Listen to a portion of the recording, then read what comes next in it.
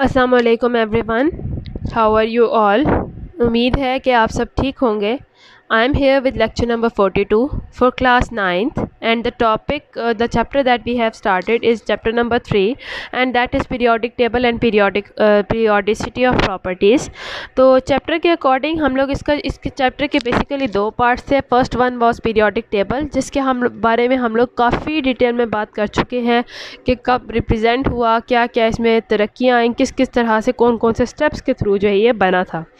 उसके बाद इसका सेकंड पोर्शन क्या है, periodicity of properties. Periodicity of properties में ये है कि अब हम लोग हर डिफरेंट प्रॉपर्टीज़ ऑफ एलिमेंट्स को देख रहे हैं, ग्रुप्स को देख रहे हैं, और उसके बाद फिज़िकल प्रॉपर्टीज़ को बेसिकली हम लोग चेक कर रहे हैं, और उसके बाद उनके ट्रेंड्स देख रहे हैं कि किस तरह से ये वेरी कर रही हैं, किस तरह से ये चेंज कर रही हैं, क्या पैटर्न है इनके चेंजिंग का with in a period and with in a group में किस तरह से इनकी चेंजिंग का पैटर्न है, पीरियड में किस तरह से चेंज हो रही हैं। अब हम इनकी बात करते हैं। पहले हम लोग दो प्रॉपर्टीज़ पढ़ चुके हैं, एक था एटॉमिक साइज़ या फिर आप एटॉमिक रेडियस कह लें उसको, और सेकंड वाला था शील्डिंग इफ़ेक्ट। तो हम लोगों ने दोनों को आपस में रिलेट किया था। मैंने आप लोग को ऑलरेडी बताया था कि अगर हम लोग एटॉमिक साइज़ या एटॉमिक रेडियस को देखते हैं विद इन अ पीरियड, तो moving from left to right, जब आप लेफ़्ट से राइट की तरफ मूव कर रहे होंगे पीरियड में, तो उसके जो एटॉमिक साइज़ है, एटॉमिक रेडियस है, moving from left to right decrease हो रहा होता है। हालांकि वहाँ पे एटॉमिक नंबर इंक्रीज़ हो रहा है, लेकिन वो डिक्रीज़ हो रहा होता है एटॉमिक साइज़ बिकॉज जैसे जैसे एटॉमिक नंबर इंक्रीज़ हो रहा है, नंबर ऑफ़ इलेक्ट्रॉन्स इंक्रीज़ हो रहे हैं, वैसे वैसे ही न्यूक्लियस के अंदर नंबर ऑफ़ प्रोटॉन्स इंक्रीज़ हो रहे हैं, यानी कि न्यूक्लियस की भी ताकत बढ़ती जा रही है उसके पॉजिटिव चार्जेस की। तो जब उनके पॉजिटिव चार्जेस लेफ़्ट से राइट में मूव करेंगे, ज़्यादा स्ट्रॉन्ग होंगे, तो वो ज़्यादा पावरफुली आउटर मोस्ट इलेक्ट्रॉन को अपने अंदर कैप्चर करेगी, और वो पूरे एटम का जो आउटर मोस्ट शेल था वो सिकुड़ जाएगा, कॉन्ट्रैक्ट हो जाएगा, कम हो जाएगा, क्योंकि वो न्यूक्लियस के अट्रैक्शन में होगा। इस वजह से तो जब हम लेफ़्ट से राइट में मूव करते हैं, हालांकि वहाँ पे एटॉमिक नंबर जो है इंक्रीज़ हो रहा है, तो वहाँ पे जो उसका साइज़ है बजाय इसके कि वो इंक्रीज़ हो एटॉमिक नंबर के साथ साथ, वो न्यूक्लियस की पावर की वजह से डिक्रीज़ हो रहा होता है। Similarly when we move from top to bottom in a group, तो वहाँ पे जो एटॉमिक साइज़ है वो उसका इंक्रीज़ हो रहा है, क्योंकि हर जैसे स्टेप में नीचे आ रहे हैं ग्रुप में, हर एलिमेंट से दूसरे एलिमेंट पे सक्सेसिव एलिमेंट्स पे आ रहे हैं, तो उससे क्या है कि उसके अंदर नंबर ऑफ़ शेल्स का इजाफा हो रहा है, और नंबर ऑफ़ शेल्स के इंक्रीज़ होने की वजह से उसका जो साइज़ है वो इंक्रीज़ हो रहा होता है, या एटॉमिक रेडियस इंक्रीज़ हो रहा होता है। उसके बाद हम लोगों ने बात की थी शील्डिंग इफ़ेक्ट की। तो शील्डिंग इफ़ेक्ट मैंने बताया है, अभी भी जिक्र किया है, लास्ट लेक्चर में भी जिक्र किया था कि these are related to these two properties, atomic size and shielding effect. Shielding effect क्या होता है, इलेक्ट्रॉन के रिपल्जन की वजह से मोस्टली ये बनता है। आप सीधे अल्फाज में इनको कह लें कि जब इलेक्ट्रॉन के नंबर, जब आप टॉप से बॉटम की तरफ आ रहे हैं, तो इलेक्ट्रॉन के नंबर्स क्योंकि इंक्रीज़ हो रहे हैं because of the increase in the atomic number, तो उसकी वजह से जो इलेक्ट्रॉन्स होंगे, क्योंकि same charges repel each other, तो एक इलेक्ट्रॉन दूसरे इलेक्ट्रॉन को रिपेल करेगा, ठीक है। तो रिपेल करने की वजह से एक तो उसका साइज़ इंक्रीज़ हो रहा है, दूसरा वो क्या करेंगे, जो दरमियान वाले इलेक्ट्रॉन्स होंगे जो आउटर मोस्ट शेल और न्यूक्लियस के बीच में मौजूद होंगे, वो क्या करेंगे, न्यूक्लियस के ऊपर एक ऐसा कवरिंग इफेक्ट डाल देंगे कि न्यूक्लियस जो आउटर मोस्ट इलेक्ट्रॉन्स है, जो सबसे बाहर इलेक्ट्रॉन्स है, उसके ऊपर न्यूक्लियस कोई असर ना कर सके, अपना अट्रैक्शन ना कर सके। अब न्यूक्लियस की अट्रैक्शन नहीं है आउटर मोस्ट इलेक्ट्रॉन्स के ऊपर, तो जाहिर सी बात है कि वो उसका जो साइज़ है वो इंक्रीज़ हो जाएगा। तो इस तरह से जो शील्डिंग इफेक्ट है वो हेल्प करता है साइज़ को इंक्रीज़ करने में। आज जब हम लोग बात करने लगे हैं, that is about the ionization energy. Ionization energy के बारे में जब बात करते हैं, तो सबसे पहले आपको इसकी डेफिनेशन का पता होना चाहिए, आपको इसका मीनिंग पता होना चाहिए कि जब आपके सामने कोई नाम ले कि आयोनाइजेशन एनर्जी होता क्या है, तो आप लोग को फटाफट जहन में आए कि ये वो, अच्छा ये वो वाली एनर्जी है। आयोनाइजेशन एनर्जी क्या है, वो अमाउंट ऑफ एनर्जी जो हमें चाहिए होती है ताकि हम जो सबसे लूजली बाउंड इलेक्ट्रॉन है वैलेंस शेल में, आउटर मोस्ट शेल में, उसको निकाल सकें। यानी कि जाहिर सी बात है, अगर ये इलेक्ट्रॉन है, बेशक इसके अंदर ये एक एटम है जहाँ पे यहाँ पे ये न्यूक्लियस है विद यहाँ पे प्रेजेंस है न्यूट्रॉन्स की और प्रोटॉन्स की। इसके बाहर चाहे आप 4 शेल रख लें, चाहे आप 5 शेल रख लें। अब ये एक पूरा एटम है, ठीक है। यहाँ पे 2 इलेक्ट्रॉन्स मौजूद हैं, यहाँ पे 8 इलेक्ट्रॉन्स मौजूद हैं, यहाँ पे फ़र्ज़ करें 2 इलेक्ट्रॉन्स मौजूद हैं, ठीक है। तो इसके जो आउटर मोस्ट वैलेंस इलेक्ट्रॉन्स हैं यहाँ पे 2 मौजूद हैं। तो ये सबसे जो आउटर मोस्ट इलेक्ट्रॉन्स होते हैं एक्चुअली वो सबसे लूज़ बाउंड होते हैं। लूज़ बाउंड का मतलब है कि सबसे कम पावर न्यूक्लियस की जो आउटर मोस्ट इलेक्ट्रॉन्स होते हैं उनके ऊपर होती है, और सबसे ज़्यादा पावर जो है न्यूक्लियस की जो इनर इलेक्ट्रॉन्स होते हैं इनके ऊपर होती है। तो न्यूक्लियस की पावर सबसे ज़्यादा इस शेल के इलेक्ट्रॉन्स के ऊपर है, उससे थोड़ी सी कम इस शेल के इलेक्ट्रॉन के ऊपर है, और सबसे कम जो आउटर मोस्ट शेल होगी, चाहे इधर अंदर 4 शेल्स हैं, 5 हैं, 1 हैं, 2 हैं, जितनी भी हैं, तो जो आउटर मोस्ट शेल होगी उसको अगर कंपेयर करें इनर शेल्स के साथ, तो आउटर मोस्ट जो इलेक्ट्रॉन्स है, जो आउटर मोस्ट शेल है, उसके जो ऊपर न्यूक्लियस की अट्रैक्शन की पावर है वो आउटर मोस्ट शेल के ऊपर सबसे कम होगी। तो जाहिर सी बात है ये सबसे लूजली बाउंड है। लूजली बाउंड का मतलब है ऐसे इलेक्ट्रॉन के जो सबसे ज़्यादा लूज़ हैं, जिनका निकल जाना सबसे ज़्यादा पॉसिबल है, उनको निकाल सकते हैं हम लोग। तो वो एनर्जी की जिसकी मदद से अगर मुझे यहाँ से एक इलेक्ट्रॉन को निकालना है, मुझे इसे कैट आयन में बनाना है। ये एक न्यूट्रल एटम है और मैं यहाँ से इलेक्ट्रॉन को निकाल दूंगी और इसको कैट आयन में कन्वर्ट कर दूंगी, यानी पॉजिटिव आयन में कन्वर्ट कर दूंगी। तो अगर इसको पॉजिटिव आयन में मुझे कन्वर्ट करना है तो इसके लिए मुझे ये वाला इलेक्ट्रॉन को निकालना है। मैं इलेक्ट्रॉन भी कौन सा चूज़ करूँगी? जो आउटर मोस्ट में है। अंदर वाले इलेक्ट्रॉन में चूज़ नहीं कर सकती, क्योंकि अगर मुझे अंदर वाले करने तो सबसे पहले मुझे बाहर वाले इलेक्ट्रॉन्स को ख़त्म करना होगा। जिस तरह के फिलिंग प्रोसेस में जो है रूल था कि जब इलेक्ट्रॉन फिल हो रहे होते हैं तो सबसे पहले अंदर वाली शेल्स फिल होंगी, फिर बाहर वाली, फिर बाहर वाले। ऐसा नहीं है कि पहली शेल इनकम्प्लीट है या पार्शियली कंप्लीट है फिर मैं फटाफट बाहर पे आ गई, ऐसा नहीं होता है। सबसे पहले ये वाली शेल कम्प्लीटली फिल होगी, देन नेक्स्ट शेल पे आएंगे, जब वो कम्प्लीटली फिल होगी देन नेक्स्ट शेल पे आएंगे, वो भी कम्प्लीटली फिल होगी, फिर अगली शेल पे जाएंगे। अब ये वाली शेल है तो इसमें सिर्फ 2 इलेक्ट्रॉन्स थे, ये कंप्लीट नहीं थी, इसीलिए हम इससे अगली शेल की बात ही नहीं करते हैं, हम उसको कंसिडर ही नहीं करेंगे। तो ये इसकी आउटर मोस्ट शेल है जो कंप्लीशन के प्रोसेस में है, ठीक है। अब आयनाइजेशन एनर्जी है, यानी कि मुझे सिर्फ सबसे इसके outermost shell, valence shell में से मुझे इसका valence electron, outermost electron को निकालना है, जो इन दोनों में से कोई भी हो सकता है, चाहे इधर 3 है तो तीनों में से कोई भी हो सकता, यानी कि जितने भी आउटर मोस्ट इलेक्ट्रॉन्स हैं उनमें से किसी एक को मुझे निकालना है।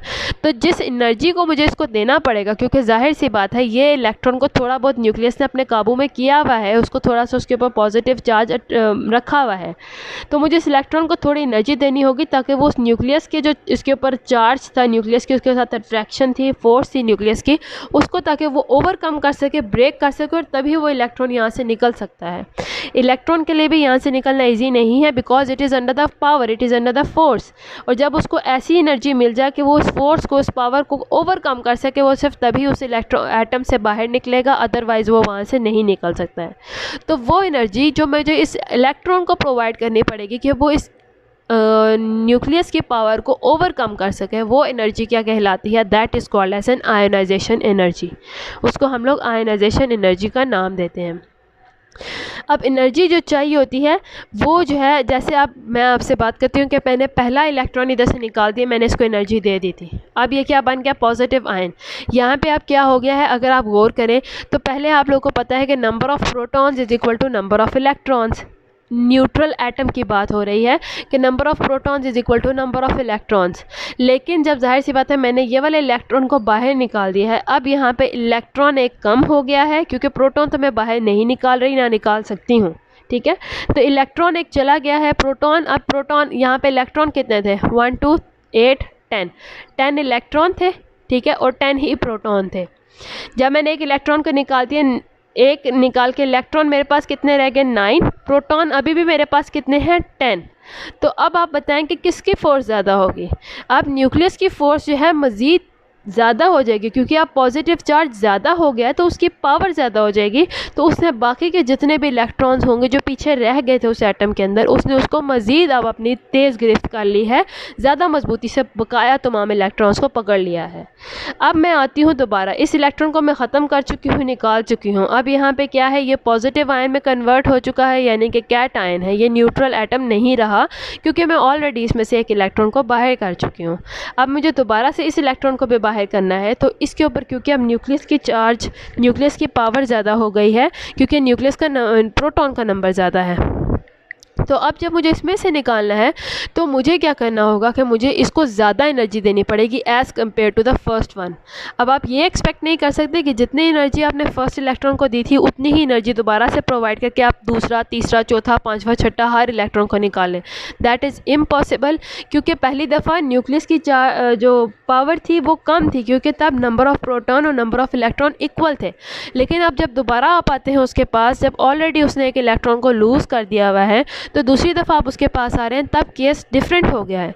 तब न्यूक्लियस की पावर यानी कि नंबर ऑफ़ प्रोटॉन ज़्यादा हो गए हैं as compare to the number of electrons. यहाँ पे प्रोटॉन का नंबर ज़्यादा है एज़ कम्पेयर टू इलेक्ट्रॉन, तो अब इसकी पावर ज़्यादा हो गई है इलेक्ट्रॉन के ऊपर। तो जब आपने दूसरा इलेक्ट्रॉन निकालना है तो आपको मज़ीद ज़्यादा पावर, पहले के मुकाबले में उसको ज़्यादा एनर्जी देनी पड़ेगी to overcome this new power. नए पावर को निकालने के लिए उसको ज़्यादा एनर्जी प्रोवाइड करनी पड़ेगी। तो ये आपने दो चीज़ें याद रखनी है कि एक आयनाइजेशन एनर्जी होती क्या है, और दूसरी कि जब आप ionization energy, first ionization energy हमेशा लो होती है, सेकंड, थर्ड, और जिस तरह पहली आयनाइजेशन एनर्जी के बाद दूसरे इलेक्ट्रॉन को निकालने के लिए सेकंड आयनाइजेशन एनर्जी कहलाती है, थर्ड इलेक्ट्रॉन को निकालने के लिए थर्ड आयनाइजेशन एनर्जी कहलाती है। तो फर्स्ट आयनाइजेशन एनर्जी हमेशा लो होती है, ठीक है, क्योंकि तब नंबर ऑफ़ इलेक्ट्रॉन और प्रोटॉन बराबर होते हैं। फर्स्ट किससे ज़्यादा होती है? सेकेंड आयनाइजेशन एनर्जी, उससे ज़्यादा होती है थर्ड आयनाइजेशन एनर्जी। यानी आपने जितनी दफ़ा एक ही एटम के अंदर से इलेक्ट्रॉन निकालने हैं, आपको नेक्स्ट इलेक्ट्रॉन को निकालने के लिए ज़्यादा से ज़्यादा, उससे भी ज़्यादा एनर्जी चाहिए होगी। अब उन्होंने एक एग्जांपल दी आपको आयनाइजेशन एनर्जी की, दैट इज़ सोडियम की आयनाइजेशन एनर्जी। कि आपने सोडियम का एक न्यूट्रल एटम था, आपने उसके अंदर से एक इलेक्ट्रॉन को बाहर किया है, तो सोडियम क्या बन गया? This is now sodium positive ion या फिर सोडियम का कैट आयन। एक इलेक्ट्रॉन को आपने उसमें से बाहर कर दिया है, तो उस वक्त जो आपकी आयनाइजेशन एनर्जी थी that was equal to 496, positive 496 kilo joule per mole. Positive का मतलब है कि ये आपने उस एटम को प्रोवाइड की थी, दी थी, दैट इज़ वाई हम लोग पॉजिटिव का साइन लगाते हैं। लेकिन अगर वही बात कि अगर आप लोगों ने एक आपके वैलेंस इलेक्ट्रॉन दो या दो से ज़्यादा मौजूद हैं, तो उस सूरत में आप दोबारा से उसमें लगा सकते हैं आयनाइजेशन एनर्जी, उसको दोबारा से आयनाइजेशन एनर्जी प्रोवाइड करके यहाँ से आप अगर आप एक और दफ़ा यहाँ से इलेक्ट्रॉन निकालेंगे, तो पहले तो था ये न्यूट्रल एटम इसलिए खाली सोडियम लिखा, अब ये था sodium ion, cation of sodium, इसलिए मैं यहाँ से कैट आयन ऑफ सोडियम लिख रही हूँ, यानी कि यहाँ पे जस्ट एक ही इलेक्ट्रॉन मिसिंग है, एक ही यहाँ पे प्रोटॉन एक्स्ट्रा था। मैं अगर इसमें से एक और इलेक्ट्रॉन को बाहर कर दूँ तो now it will become sodium 2 positive, यानी कि यहाँ पे 2 इलेक्ट्रॉन्स निकल चुके हैं, 2 प्रोटॉन ज़्यादा हो गए हैं। अब ये जब इसके ऊपर लिखा होता है सोडियम 2 पॉजिटिव, तो कोई बच्चे ये भी कंफ्यूज हो जाते हैं कि मैम सोडियम 2 पॉजिटिव का मतलब ये भी हो सकता है कि हमने इसमें 2 प्रोटॉन डाल दिए हैं। That is also a wrong concept, क्योंकि हम लोग प्रोटॉन्स को बेसिकली छेड़ नहीं सकते हैं, हम लोग आम तौर पे इलेक्ट्रॉन्स को ही छेड़ते हैं। तो जब Na2 पॉजिटिव लिखा हुआ है तो इसका मतलब है कि यहाँ से 2 इलेक्ट्रॉन गए हैं, तभी प्रोटॉन की नंबर ज़्यादा हो गए हैं, ठीक है। अब इसमें यह है कि जैसे ग्रुप 2 है या ग्रुप 3 है आपका जो पीरियोडिक टेबल में, उनके अंदर एक से ज़्यादा इलेक्ट्रॉन प्रेजेंट हैं, ठीक है, इसीलिए उनकी आयनाइजेशन एनर्जी एक से ज़्यादा होगी। अगर ग्रुप 1 की बात करते हैं, जैसे लिथियम है, हाइड्रोजन है, सोडियम, पोटेशियम है, उन सब के अंदर आउटर मोस्ट जो इलेक्ट्रॉन था वो 1 था, इसीलिए आपने उनके बस एक ही आयनाइजेशन एनर्जी थी। लेकिन अगर आप ग्रुप 2 की बात करते हैं, उसके अंदर जो आउटरमोस्ट इलेक्ट्रॉन है वो एक से ज़्यादा हैं, वो 2 हैं, ठीक है। जैसे कि बेरिलियम है, मैग्नीशियम, कैल्शियम, स्ट्रॉन्शियम, बेरियम में, इन सब में जो है 2 इलेक्ट्रॉन जो थे जो आउटरमोस्ट शेल में मौजूद थे, जिस तरह इसमें। तो आप इसको 2 दफ़ा आयनाइजेशन एनर्जी प्रोवाइड करके 2 इलेक्ट्रॉन्स को बाहर निकाल सकते हैं। तो ऐसे एलिमेंट्स की 2 आयनाइजेशन एनर्जीज़ होंगी, और ऐसे एलिमेंट्स के जिनके बाहर 3 इलेक्ट्रॉन्स मौजूद हैं उनकी 3 आयनाइजेशन एनर्जीज़ हो सकती हैं, कि आप 3 डिफरेंट मौक़ों पर आप 3 दफ़ा उनको आयनाइजेशन एनर्जी प्रोवाइड करके हायर से हायर तो आप उसके इलेक्ट्रॉन्स को बाहर निकाल सकते हैं। तो ये जो था सारा ये कॉन्सेप्ट था कि आयनाइजेशन एनर्जी होती क्या है, किस तरह प्रोवाइड करनी है, पॉजिटिव साइन क्यों लग रहा है, इलेक्ट्रॉन को निकाल रहे हैं, प्रोटॉन का नंबर किस तरह से ज़्यादा हो रहा है, ये सारा कॉन्सेप्ट था। अब हम लोग बात कर लेते हैं इसके पीरियोडिक ट्रेंड की। तो पीरियोडिक ट्रेंड में अगर हम लोग एक यानी कि अपने पीरियोडिक टेबल में देखते हैं, तो विद इन अ पीरियड, एक पीरियड के अंदर देखते हैं, यानी कि moving from left to right. तो अगर तब आयनाइजेशन एनर्जी को चेक करें तो आयनाइजेशन एनर्जी जो है इंक्रीज़ होती है while moving from left to right, ठीक है, इट इंक्रीजेस। किस तरह से इंक्रीज़ हो रही है। हम लोगों ने ये कहा था, ये भी याद रखें कि ये सारी फिज़िकल प्रॉपर्टीज़ एक दूसरे से मिलती जुलती हैं। हम लोगों ने कहा था कि जो एटॉमिक साइज़ है that decreases while moving from left to right, यहाँ पे एटम का साइज़ बड़ा होगा और यहाँ पे एटम का साइज़ छोटा होगा, ठीक है। तो अब क्या है, आयनाइजेशन एनर्जी क्या है कि आपको आउटर मोस्ट इलेक्ट्रॉन को निकालना है। तो यहाँ पे आयनाइजेशन, यहाँ पे जो एटम का साइज़ बड़ा था, यहाँ से इलेक्ट्रॉन को निकालना आसान है क्योंकि यहाँ पे ये न्यूक्लियस से ज़रा दूर थे, न्यूक्लियस की इतनी पावर नहीं होगी, तो इसलिए यहाँ पे जो आयनाइजेशन एनर्जी होगी वो लेस होगी, उसको निकालना बड़ा आसान है। थोड़ी सी एनर्जी दे के आप इलेक्ट्रॉन को बाहर निकाल सकते हैं। जबकि जैसे जैसे आप एक पीरियोडिक टेबल में लेफ़्ट से राइट की तरफ मूव कर रहे हैं तो उसका जो साइज़ है वो स्मॉल हो जाएगा। जो आउटर मोस्ट इलेक्ट्रॉन्स हैं या आउटर मोस्ट शेल है वो न्यूक्लियस के अब ज़्यादा पास हैं, तो इसका मतलब क्या हुआ कि न्यूक्लियस की गिरफ्त जो है आउटर मोस्ट इलेक्ट्रॉन्स पे ज़्यादा हो गई है। तो जब उसकी गिरफ्त ज़्यादा हुई है तो इसका मतलब यहाँ पे इसको निकालना, इलेक्ट्रॉन्स को निकालना बहुत ज़्यादा मुश्किल हो गया है। तो इसलिए इनको ज़्यादा एनर्जी देनी पड़ेगी ओवरकम करने के लिए, इसलिए यहाँ पे जो एनर्जी होगी वो मोर होगी as compare to on the right side, left side. तो इसीलिए जब हम लोग बात करते हैं विद इन अ पीरियड, तो moving from left to right जो आयनाइजेशन एनर्जी है वो इंक्रीज़ हो गई, क्योंकि एटॉमिक साइज़ डिक्रीज़ हो रहा है तो आयनाइजेशन एनर्जी इंक्रीज़ होगी। तो आप ऐसा लिख सकते हैं कि जो एटॉमिक साइज़ है that is inversely proportional to the ionization energy, यानी एटॉमिक साइज़ अगर ज़्यादा था तो आयनाइजेशन एनर्जी कम थी, एटॉमिक साइज़ अगर छोटा था तो आयनाइजेशन एनर्जी जो है वो ज़्यादा हो गई है। तो this was the trend of ionization energy in a period.